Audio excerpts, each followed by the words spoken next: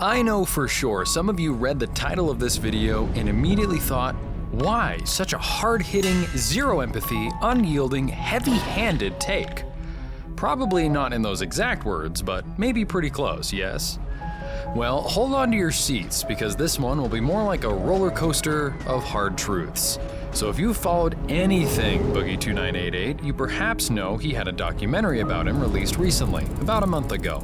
You can find the entire 55 minutes of it on Mike Klum's channel. And if you have never heard of Boogie, well, the quick summary is that he's been a popular YouTuber in the geeky, nerdy gaming scene for a minute, and as he describes himself in one of his videos, he is now an old man playing Pokemon Go. In this day and age, that might be kind of a thing, but then his case is special because he stands out as an endless pit of drama and self-destruction. So it's not even a question of why an old man needs to rage play games on the internet, but more of why so much drama. Anyway, back to the documentary. The reason I brought it up is because it sums up the emotional turmoil that Boogie has suffered over time, and also, for lack of a better way to put it, subjected his audience to. Now, you can watch the entire documentary and judge for yourself, but here I'm going to highlight one thing that stood out for me. Think of this sort of like a thematic analysis of why his life sucked, still sucks, and probably will suck in the future. And also, maybe why he needs to hit rock bottom before he can build back up. What's the highlight? Well, I'm talking about his lack of accountability layered with poor self-reflection. Of course, there are many levels to this, so I'll just talk through the main ones. First, the regrets. In the intro of that documentary, he says, when I'm on my deathbed, the biggest regret I will ever have is knowing that I had a job that every person in the world would kill for, and I f***ed it up. Now, if you've followed Boogie from his awesome inspiring nerd and geek culture videos from back in the day, as far back as 2014, then you know that what he's saying here is absolutely true.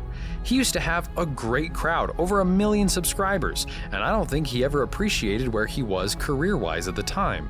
This is for sure the oldest curse of humanity, never realizing when we got it all going good until everything is crashing down.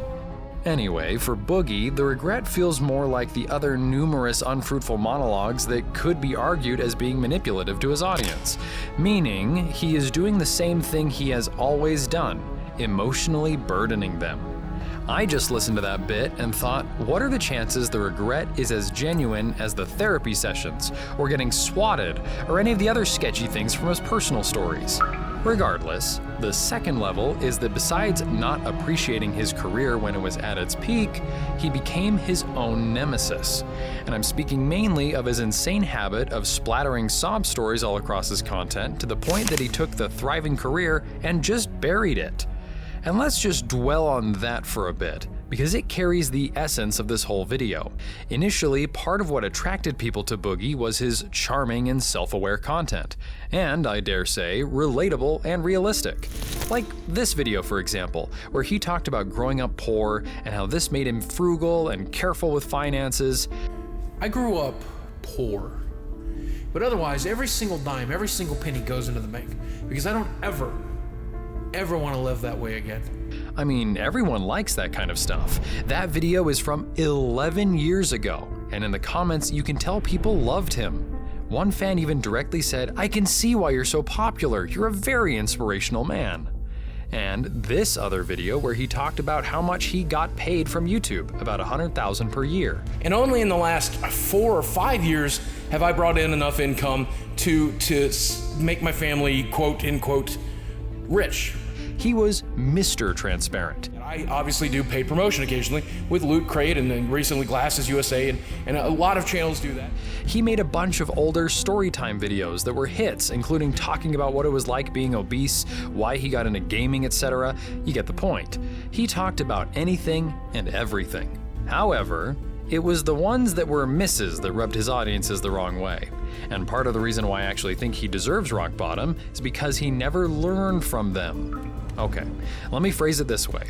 Borrowing the words of this Redditor, I used to watch him religiously back in the day. I loved his nerd and geek culture videos, and I thought he was funny.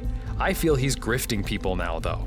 99% of his problems are brought on by him, and he uses that to make people feel sorry for him. His videos are just kinda cringe now. Actually, critically thinking about it, this is very close to the concept of audience fatigue. This is when, and this is not the official definition, you hammer down a certain type of content to an audience to the point that it starts annoying them. So, Boogie's monologues were just too much for his once die-hard fans. What's even more insane to me is that despite this, the audience's annoyance being something that isn't instantaneous, meaning it took time, he never seemed to correct it. Like, he had chance upon chance to shift his content away, but he chose to double down. That's why I said he has poor self-reflection, even though some may argue that he's always self-reflective. Just to back up this claim, 2018 to 2019 would have been perfect for him to pivot, especially post-divorce and his Reddit pant-down moments, but he simply made this video about losing tens of thousands of subs, and that was about it. It's beyond me why he wouldn't investigate the follower loss and address it. He just went into a pity party. Or perhaps he knew why and just let it go. Again, this other Redditor puts it really well. This, his failure, is on him for including his personal life in most of his videos. This is why I dislike these monologue content YouTubers. They just seem to self-destruct eventually. And to clarify, I'm not saying that it was wrong for Boogie to share some personal details with his fans, or any other creator for that matter. What is wrong is never learning along the way. Stay with me here, because I'll expound more on that in a minute. Going back to the self-destruction, what's even worse is that Boogie, first, became increasingly obscure, and second, a repeat beggar. Obscure because initially he was really transparent, remember the poverty and income videos we just mentioned, but then he started failing to take accountability for his actions. It seems like in his head he really thinks he's been accountable all along, but in reality, from the viewer's perspective, he hasn't been, at least in many of his troubles. For example, I'm basing this on information he has volunteered over time, losing money on crypto and sort of blaming the bad advice from his friend, then going ahead and laying the burden on his fans to support him so he can stay afloat. All that is in this video, by the way. I just want you to pause and think about that. Someone had money to the tune of $100,000 a year, made a bunch of bad spending decisions, admittedly, took ill advice and lost a good chunk in crypto, then took a break from work, realized they were running low on savings, and instead of readjusting their lifestyle to fit the little they were getting, they just turned to their fans and tried to milk a few coins. Well, more than a few from them. This is what makes me wonder where the self-reflection of realizing some of your problems can be fixed on your own is. I mean, can't afford $600 on car payments? Downgrade. Can't pay a $2,000 mortgage? Maybe remortgage. Can't help paying your buddy to stay with you as a housekeeper? Just let him go and pick up the work. Feeling shitty about your divorce and finances? See a damn counselor or a therapist or a financial advisor. Actually, this therapy attendance is another obscure area, especially after he suggested that in therapy he was advised to claim being swatted. All these are great options as opposed to laying your personal burdens on your fan base in what is at best a toxic creator-fan relationship.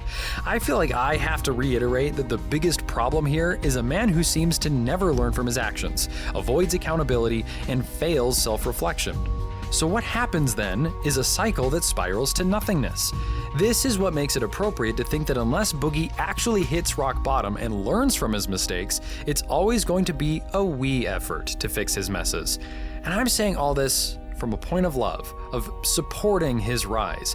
I would love to see him back up and thriving, but that will never happen if he keeps emotionally burdening and begging from his followers, who just showed up to have a good time and get entertained.